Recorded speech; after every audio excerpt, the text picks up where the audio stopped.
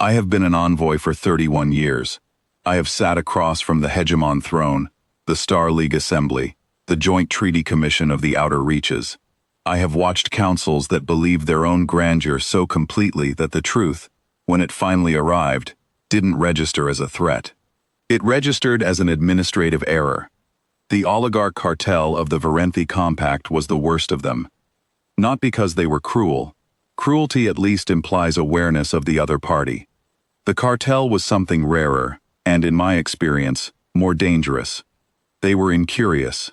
They had built a commercial empire across 43 transit corridors over 3 centuries, and in 3 centuries, no party at their table had ever refused to need them.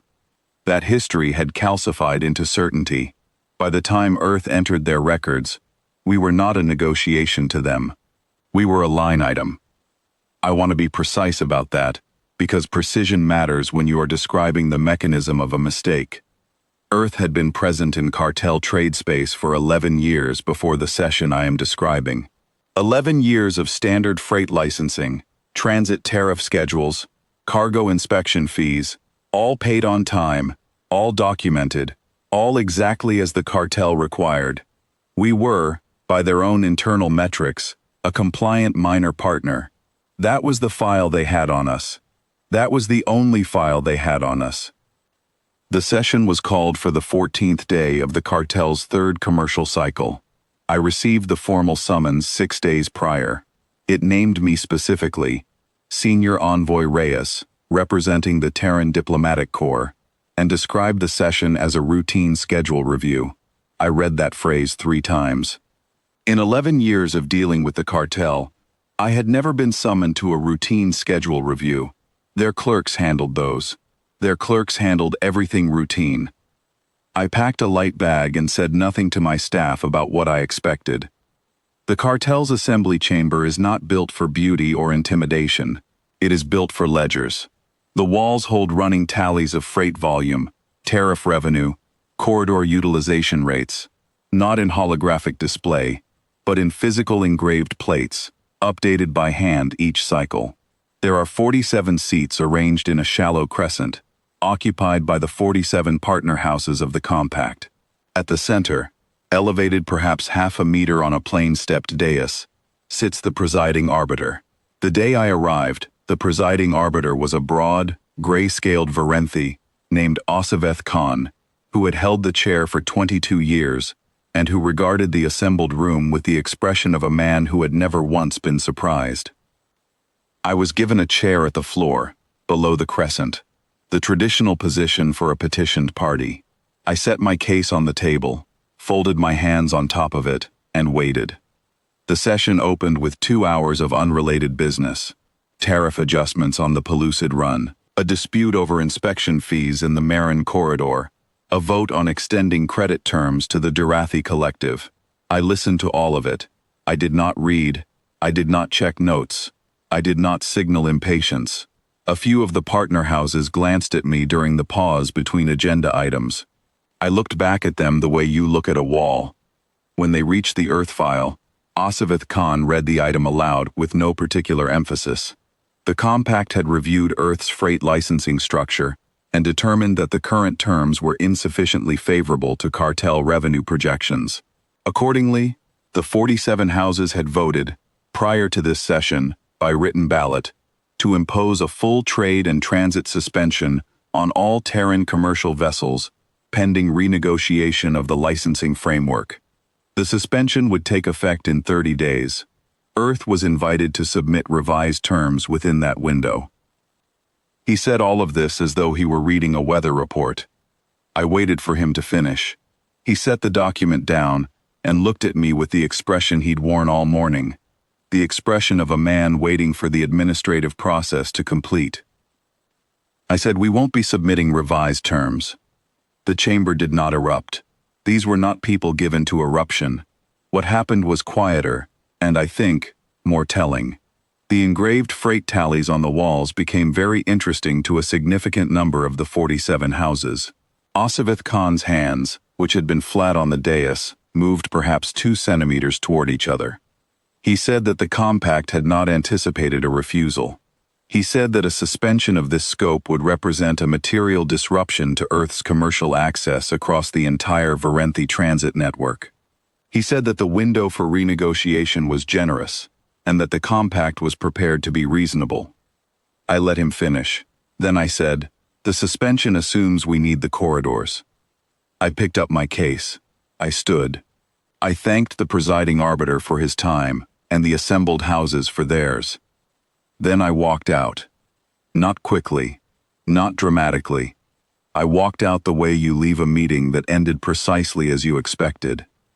I learned later, through the cartel's own commercial dispatch channels, which were not, it turned out, as secured as they believed, what happened in the 40 minutes after I left.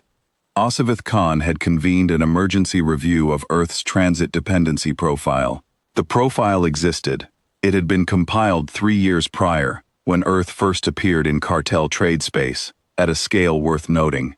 It showed, accurately, that 11 years ago, Earth had routed approximately 60% of its interstellar freight through Verenthi corridors.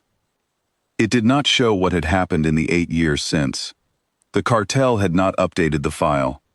This is the part that I have spent considerable time thinking about since. Not because it was strategic genius on our part. It wasn't, not entirely. Earth had been building independent transit capacity for the same reasons it builds most things.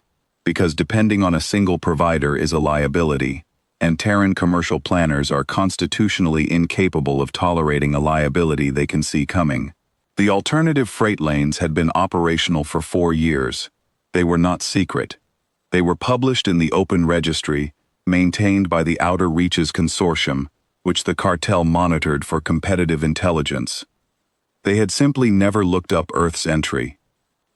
By the time the emergency review concluded, the cartel's analysts had established that Terran commercial routing through Verenthi corridors had declined from 60% to, depending on which freight category you were measuring, somewhere between 9 and 14%. The 30-day suspension they had announced, the mechanism by which they had intended to demonstrate Earth's dependency, would remove us from corridors we were already, quietly, mostly gone from. The formal broadcast of the suspension went out to the Compact's partner networks 18 hours after I left the chamber. It announced, with the full weight of 47 House seals, that the Verenthi Compact had suspended Terran commercial access pending renegotiation. What the Compact had not anticipated, because you cannot anticipate something you have not studied, is that the rest of the galaxy watches what powerful bodies do to smaller ones. Not out of sentimentality, out of calculation. If the cartel could impose a retroactive suspension on a compliant partner with 30 days' notice, the question every other minor freight partner began asking was whether they were next. 3 partner houses sent quiet inquiries to the Terran Diplomatic Corps within a week. Not about renegotiation, about the alternative corridors. I answered all 3 inquiries in writing. My replies were brief. I gave them the technical specifications, the fee schedule, and the current utilization capacity. I added 1 line at the bottom of each letter. There was room. The suspension expired unremarked. No revised terms were submitted. The cartel sent 2 follow-up communiques. I forwarded both to the logistics division, which acknowledged receipt and did nothing further. Asifat Khan retired the following cycle. His successor ordered an audit of all non-compact partner freight profiles.